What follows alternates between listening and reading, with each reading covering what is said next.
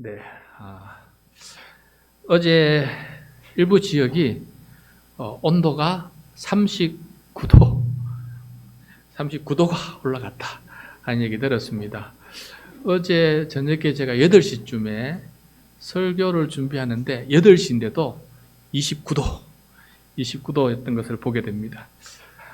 가장 떠올랐던 사람이 누구냐면은 폭우로 말미암아 집을 잃어가지고 망년자실하고 있는 이분들에게 또 이 폭염을 어떻게 견뎌낼까, 그분들이 참 가장 먼저 생각이 떠올랐습니다. 그리고 택배를 하는 제 친구가 있는데 친구가 또 걱정이 돼가지고 전화를 했더니 어떻게 지내느냐, 어떻게 견디고 있느냐라고 물었더니 잘 견디고 있답니다. 어떻게 잘 견디고 있느냐, 나름대로 비법이 있느냐 했더니 그가 하는 말이, 가장 효과 있는 것은 목에다가 그 쿨링 타워 아시죠? 냉각 수건, 그거를 하는 게 가장 좋다. 그래서 수시로 얼굴 닦고, 그 다음에 화장실 보이면 들어가서 얼굴 씻고, 점심 먹고 난 다음에 꼭 커피 한 잔 마신다. 시원한 커피집이 있어가지고 거기서 한 30분 동안 몸을 냉각시킨 다음에 다시금 일을 한다. 그렇게 얘기 들었어요. 저도 이제 그 정도는 아니지만은 집에서 교회 가는 이 길에 햇볕이 요즘 말도 못하게, 여러분, 햇볕이 따가운 거 아시지요? 그래서 이 따갑다고 아내한테 얘기했더니 양산을 하나 주문을 했어요. 오늘 도착 예정입니다. 양산.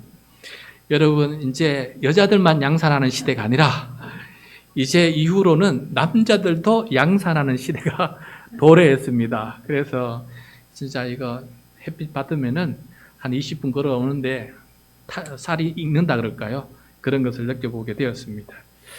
여러분,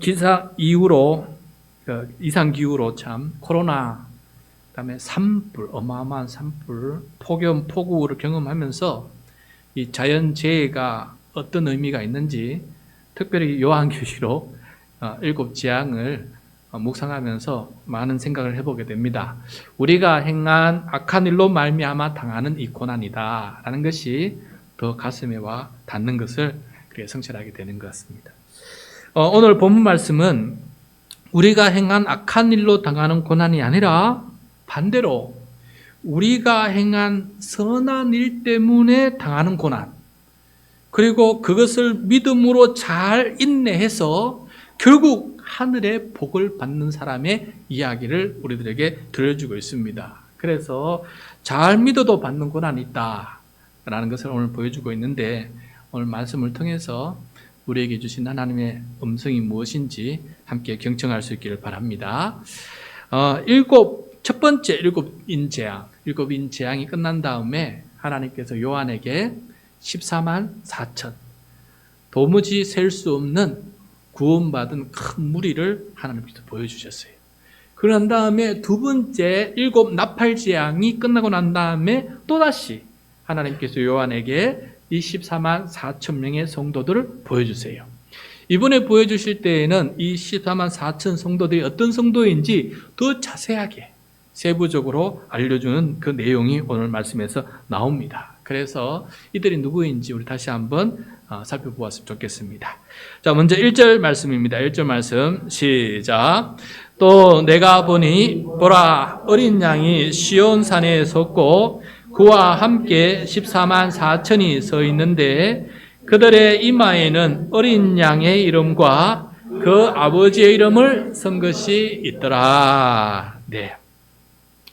지난번 말씀에서는 14만 4천에 다 인침을 받았다라는 얘기를 우리가 깨닫게 되었고, 그리고 14만 4천은 진짜 숫자 그대로 14만 4천 명을 뜻하는 것이 아니라 12 곱하기 12 곱하기 1000이라 그래서 어마어마한 공동체, 충분한 셀 수 있는 공동체가 많다는 것을 표현하는 것이 바로 14만 4천이라는 것도 우리가 배웠어요. 그런데 오늘 말씀에 보면은 그 이마에 인침을 받았다는데, 여러분, 인친다는 것은 도장인을 꾹 누르는 거 아니겠어요? 그러면 그 도장이 이름이 있지 않겠습니까? 그거를 도장을 찍으면 이거는 내 소유가 된다는 거 아니에요? 그 이름이 적힌 사람의 소유가 된다는 거 아니겠습니까? 그런 의미예요. 그래서 인침을 받았다는 것은 내가 누군가의 소유다라는 뜻이에요. 내가 누군가의 소유다. 누구의 소유입니까? 오늘 말씀해 보니까 도장에 이름이 나왔어요. 누구냐면은 어린 양 예수 그리스도의 이름과 우리 하나님 아버지의 여호와의 이름이 거기에 적혀진다. 예수, 여호와 그 두 이름이 거기에 서지는 도장이 되게 된다라는 것이죠. 그러니까 이 말의 의미는 우리는 예수님의 제자, 예수님의 소유된 백성이다. 또 우리 하나님의 자녀, 하나님의 소유된 백성이다라는 것을 이 14만 4천 명이 그런 사람이다라는 것을 우리들에게 가르쳐주고 있는 것을 보게 돼요. 그러므로 여러분, 우리도 예수님의 사람, 하나님 아버지의 자녀된 성령의 인침을 받고 살아가는 우리 모두가 되시기를 바랍니다. 이건 믿음으로 받는 거예요. 믿음으로. 물건으로 이렇게 받는 게 아니고 진실로 믿음을 가진 사람은 성령으로 말미암아 내 마음속에 이 인침이 느껴지는 거예요. 자, 이들 14만 4천 명은 하나님과 예수님께 새 노래로 찬양을 합니다. 자, 어떤 사람에게 찬양을 하는가? 왜 찬양을 할까? 그 또한 설명을 해주는데 3절 말씀입니다. 3절 시작. 그들이 보좌 앞과 내 생물과 장로들 앞에서 새 노래를 부르니 땅에서 속량함을 받은 14만 4천 밖에는 능히 이 노래를 배울 자가 없더라. 이 노래를 부를 수 있는 사람은 아무나 부를 수 있는 노래가 아닙니다. 누가? 이 땅에서 속량함을 받은 사람. 그래서 그들의 14만 4천에 속하는 사람이 부를 수 있는 찬양이다 라는 거예요. 자, 여기서 이 노래는 어떤 노래냐? 우리가 요한복음 읽다 보면은 그 노래 가사가 참 많이 나와요. 참 많합니다. 우리가 지난주에 불렀던 찬양도 그 찬양 중에 하나예요. 어제도 계셨고 오늘도 계시고 창조오실 하나님 앞에 모든 영광과 존귀와 찬양이 올려드립니다는 것이 바로 그런 내용 아니겠어요? 그런데 이 노래는 아무나 부를 수 없어요. 누가 부를 수 있느냐? 속량함을 받은 사람들이다라는 거예요. 자, 여러분, 속량이라는 말 우리가 예배드릴 때마다 사죄를 선포를 할 때마다 제가 말씀 읽을 때 로마서 말씀 읽을 때 나오는 말인데, 여러분, 속죄 많이 들어봤죠? 교회 오면, 그죠? 속죄, 그 다음에 대속, 그 다음에 속량. 여러분, 이 세 단어는 다 같은 의미예요. 글자는 다르지만 의미하는 바가 다 똑같습니다. 다시 말해서 속죄, 대속, 속량. 이게 다 같은 말이에요. 그런데 이 원래 의미가 무슨 의미냐면은 무언가 다른 것을 대신 바쳐서 내 죄를 속한다는 거예요. 뭔가 다른 것을 대신 바쳐서 내 죄를 속한다는 말이 바로 속죄고 대속이고 속량이 의미하는 바예요. 자, 좀 설명을 드리겠습니다. 원래 죄의 값은 죽음이에요. 죄의 열매는 죽음이다. 죄의 삭은 죽음이다. 사망이다. 그러므로 죄를 지은 사람은 생명을 내놓아야 되는 거예요. 생명을 내놓아야 돼요. 그런데 하나님의 은혜로 동물의 생명을 대신, 내 생명 대신 동물의 생명을 대신 내놓을 수 있게끔 만드셨어요. 그게 바로 제사제도예요. 제사제도. 그게 바로 속죄, 죄를 속하는 속죄제사, 그리고 동물을 대신해서 희생시켜서 하나님께 드리기 때문에 희생제사, 동물 희생제사다라고 말하게 돼요. 동물 희생제사다. 죄 없는 생명이 죄 있는 생명을 대신하는 것입니다. 제사를 드리는 사람이 자기를 대신해서 희생시킬 동물, 어린 양을 가져다 놓아요. 그리고 그 어린 양의 머리에다가 손을 얹고 안수를 해요. 안수할 때 어떤 기도를 드리냐면 내가 지은 죄를 다 고백해요. 내가 지은 죄를 다 고백하는 순간에 나의 죄가 이 어린 양에게 전가된다는 말은 다 떠넘겨서 덮어 씌운다는 거예요. 그러므로 말미암아 내 죄짐을 이 어린 양이 대신 짊어지고 가요.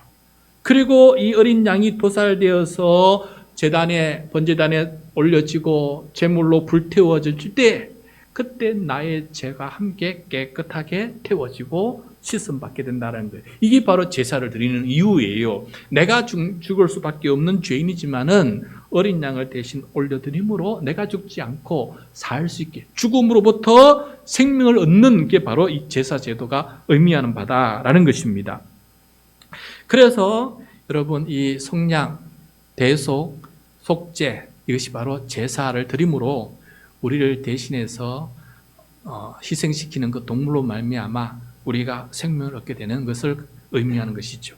근데 여기에 또 다른 의미가 하나 더 있는데, 어떤 의미가 있냐면은, 내 죄값인 죽음을 어린 양이 대신 치루어서 이렇게 내가 생명을 얻게 되는 것처럼, 원래 의미 중에 하나는 종의 문제와 관련이 되어 있어요. 자, 종이 어떤 사연으로 종을 다른 사람에게 팔았어요. 가난해서 팔았겠지요. 혹은 내 자녀가 그때 당시에는 가난해서 종으로 팔았어요. 그런데 다시 되찾아야 되지 않겠습니까? 그래서 이 종의 몸값을 지불하는 거예요. 그걸 돈으로 지불할 수도 있고, 다른 물건으로, 가축으로 지불할 수도 있어요. 땅으로 지불할 수 있어요. 그러니까 다른 것으로 대신 몸값을 지불하고 그 종을 다시 되찾는 거예요. 되찾는 것이 바로 속량의 원래 의미 중에 하나다는 거예요.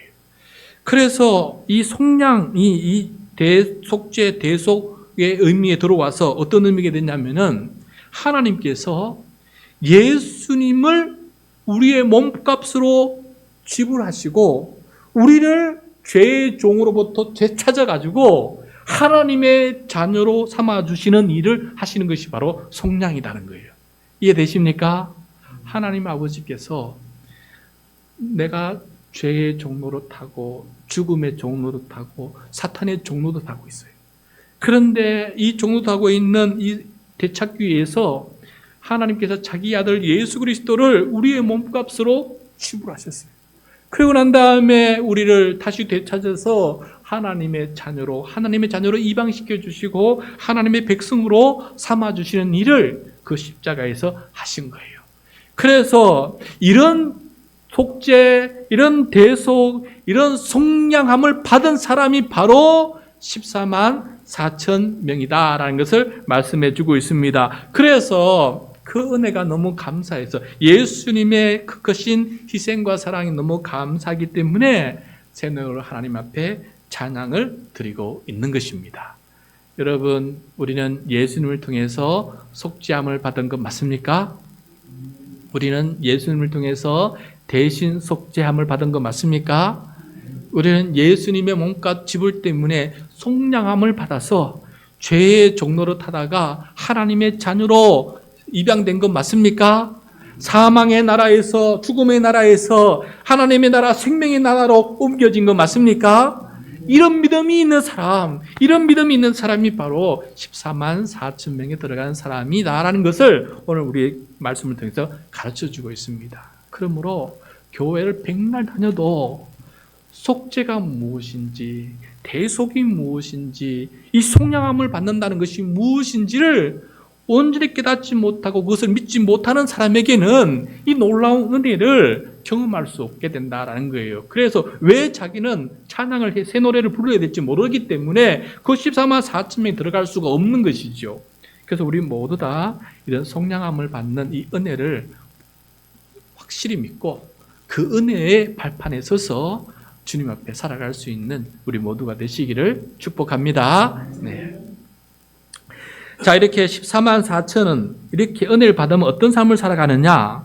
값진 은혜로 속량함을 받았기 때문에 나를 다시금 죄의 종로로서 내 몸을 팔 수가 없는 거 아니겠어요? 그래서 내 몸을 지켜야 되지 않겠습니까? 바로 그 지키는 삶의 이야기를 4절과 5절에 얘기해 주고 있습니다. 14만 4천은 이렇게 살았다라고 말해줘요. 4절 5절 말씀 시작. 이 사람들은 여자와 더불어 더럽히지 아니하고 순결한 자라. 어린 양이 어디로 인도하든지 따라가는 자며 사람 가운데서 속량함을 받아 처음 익은 열매로 하나님과 어린 양에게 속한 자들이니 그 입에 거짓말이 없고 흠이 없는 자리더라. 자, 이 사람들은 여자와 더불어 더럽히지 아니했다라고 말하고 있어요. 여기서 여러분, 여자라는 것은 우리가 말하는 여자를 의미하는 것이 아니고 영적인 음녀를 말해요. 다시 말해서 우상 숭배를 말해요. 우상을 말해요. 그래서 우리가 영적으로 이 음녀와 더불어서 자기를 더럽히지 않아야 하는 거예요. 순결함을 지키고, 영적 순결함을 지키고 오직 하나님 한 분만 섬기는 사람을 말하는 것입니다. 여러분, 영적으로 순결한 사람 될 수 있기를 바랍니다. 이단 사이비에 물들지 않기를 바라요. 우상을 섬기고 크게 빠져서 또는 무당 무속 신앙에 빠져서 살아간 사람 없기를 바랍니다. 오직 한 분이신 우리 하나님 아버지 예수 그리스도만 믿고 따르는 그런 영적으로 순결한 사람, 영적으로 음녀가 되지 않기를 간절히 축복합니다. 그 다음에 이 14만 4천 성도들은 어린 양 예수님께서 어디로 인도하든지 따라가는 사람이에요. 어디로 인도하든지 따라가는 사람. 내가 골라서 가는 사람이 아니라 주님께서 부르시면 그곳으로 가는 사람. 이 사람이 바로 14만 4천 명입니다. 여러분, 예수님이 내 삶의 주인 되세요. 그래서 주님이라고 불러요. 예수님이 내 삶의 주인 되시면 나는 종이에요. 종. 그러면 주인이 부르시고 주인이 가자는 대로 따라가는 것이 종된 사람의 모습입니다. 우리는 예수님을 주님으로 섬기고 있어요. 그러므로 내 주님께서 가자 하는 곳으로 따라가는 우리 모두가 되기를 바랍니다. 말씀을 묵상하다가 주님께서 이렇게 말씀해서 이렇게 하라 말씀하셨어요. 그러면 그렇게 하고 그렇게 하는 사람으로 살아가는 사람, 그런 사람이 바로 예수님을 따르는 사람, 예수님의 말씀에 순종하는 사람이 되겠습니다. 이 말씀을 따라가는 우리 모두가 될 수 있기를 바라요. 그게 잘 됩니까? 잘 안 될 때가 많아요. 그렇기 때문에 더 기도하고 더 엎드리고 성령의 능력을 강구하고 성령의 은사를 강구함으로 그 일을 할 수 있는 거 아니겠습니까? 그래서 하나님 저는 부족합니다. 저를 도와주십시오. 더 엎드려서 기도하면서 주의 말씀대로 따라가는 그런 사람이 되어야 된다라는 것을 말씀해 주고 있습니다. 자, 그 다음에 거기 4절 보면은 송장함을 받아 처음 익은 열매로 되어 있어요. 처음 익은 열매. 여러분, 처음 익은 열매는 첫 열매라 그래서 하나님께 드려지는 거예요. 그것처럼 우리 모두 다 속량함을 받을 때 첫 열매처럼 하나님께 드려진 존재다. 하나님의 것이다. 하나님의 소유다라는 것이에요. 그럼 여러분은 우리 자신을 그렇게 생각할 수 있길 바랍니다. 나는 예수님께서 농사지어서 거둔 첫 열매다. 하나님 아버지께 드려진 첫 열매다라는 그런 마음을 가지고 나는 하나님의 소유인 것처럼 살아갈 수 있는 우리 모두가 될 수 있기를 바라요. 그 다음에 5절에 보면은 그 입에 거짓말이 없고 돼 있어요. 여기서 여러분 거짓말하는 것은 단순히 친구 사이 하는 거짓말 그런 걸 말하는 것이 않습니다. 여기서 거짓말은 어떤 거짓말이냐면은 요한계시록 읽어보시면 알겠지만은 로마 황제가 신이고 로마 황제를 신으로 숭배하고 그래서 황제는 나의 주님이십니다라는 고백에 동참하라는 거예요. 그런데 예수 믿는 사람은 주님은 누구십니까? 예수 그리스도가 주님이시기 때문에 로마 황제를 주님이라고 할 수가 없어요. 그래서 로마 황제를 주님이라고 말한 것은 거짓말이 된 거예요. 거짓말. 그래서 그 거짓말을 할 수가 없다라는 것이 바로 그리스도인의 고백이었습니다. 그래서 지금 요한이 잡혀서 핍박을 받고 고난을 받고 옥에 갇히는 게 아니겠습니까? 그래서 여기서 거짓말이 없다는 것은 로마 황제를 주님이라고 그런 말을 거짓말을 나는 하지 않는다라는 거예요. 오늘날 여러분 우리에게 주님은 누굽니까? 로마 황제는 없어요. 우리가 뭐 대통령을 주님처럼 섬기지도 않습니다. 대통령을 신이라고 섬기라 하지도 않습니다. 오늘날 우리에게 여러분 신은 무엇입니까? 예수님은 말했어요. 그렇죠. 예수님은 돈이 신이다. 재물이 신이다.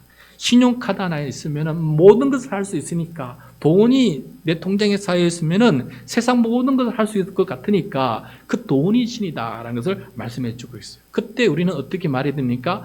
돈이 신이 아닙니다. 돈이 내 주님이 아닙니다. 내 주님은 예수 그리스도께서 내 주님이십니다. 그래서 돈이 주님이라고 세상 사람들은 말하지만은 그 말에 그 거짓말을 따라하지 않는 사람, 그게 바로 14만 4천 명이다라는 것 아니겠습니까? 마지막으로 흠이 없다. 흠이 없다. 하나님 앞에 어린 양 대속 제물을 드릴 때 흠이 없는 것을 드려야 돼요.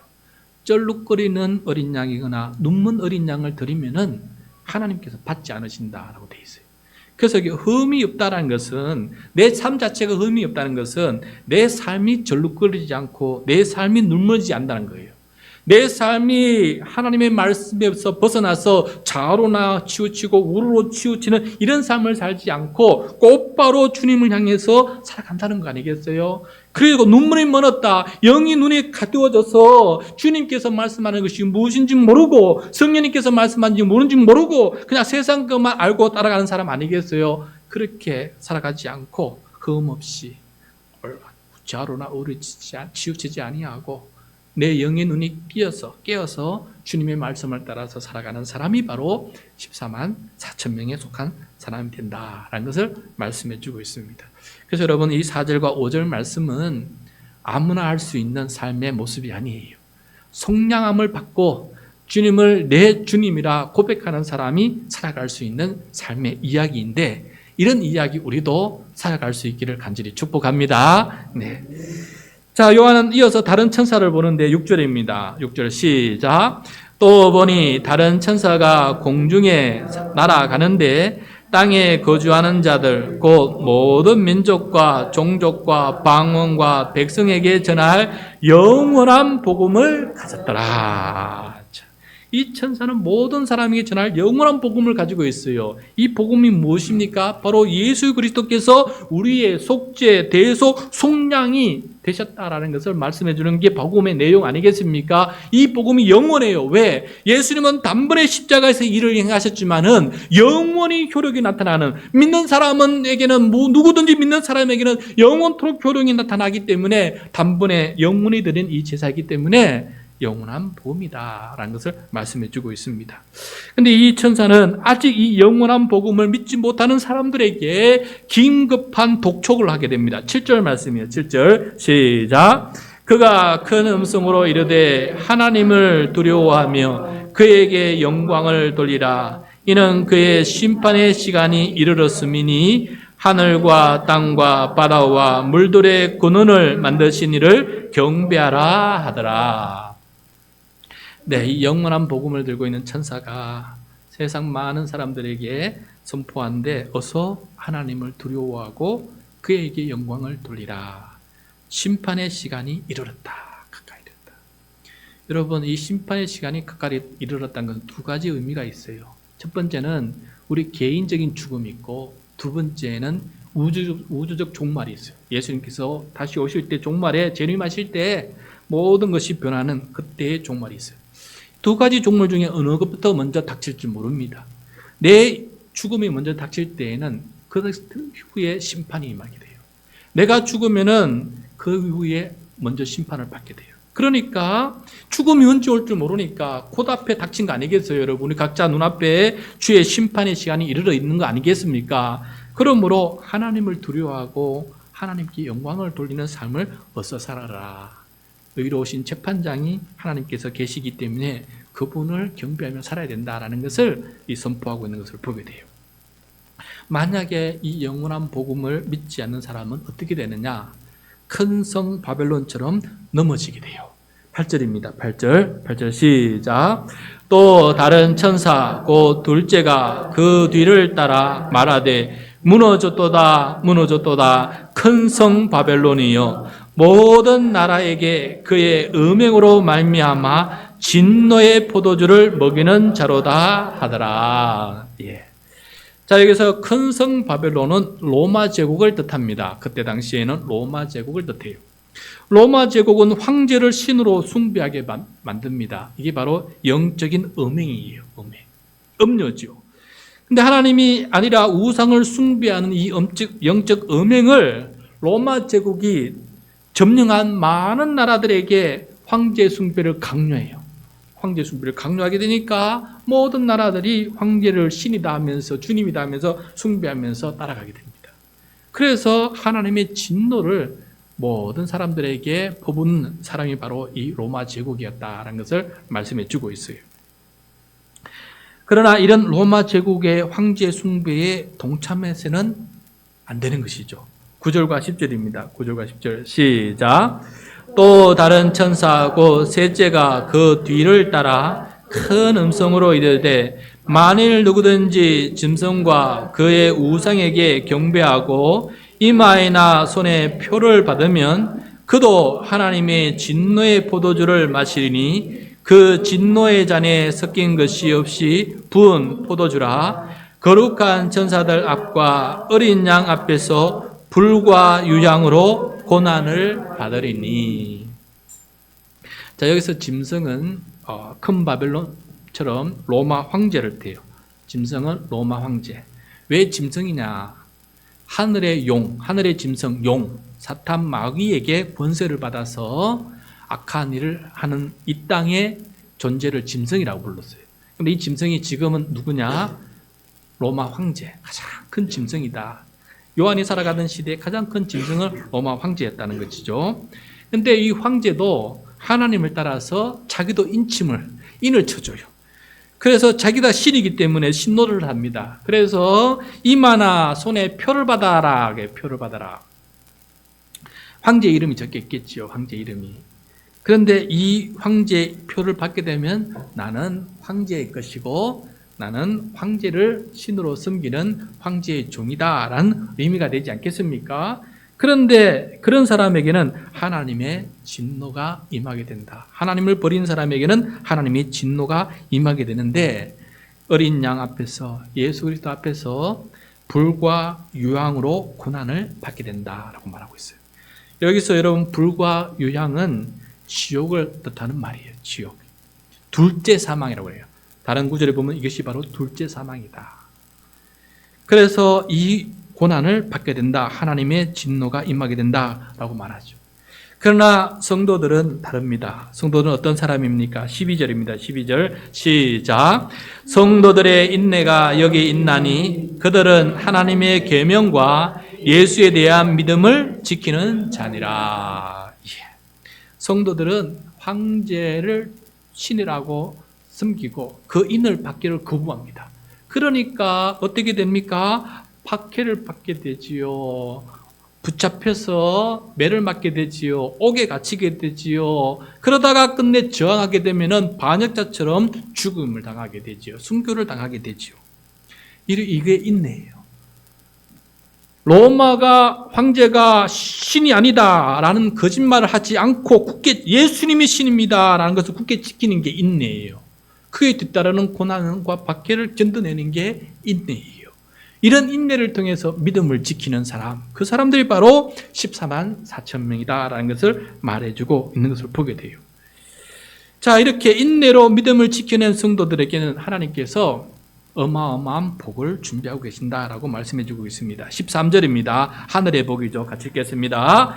또 내가 들으니 하늘에서 음성이 나서 이르되 기록하라. 지금 이후로 주 안에서 죽는 자들은 복이 있도다 하시매 성령이 이르시되 그러하다 그들이 수고를 그치고 쉬리니 이는 그들의 행한 일이 따름이라 하시더라. 아멘.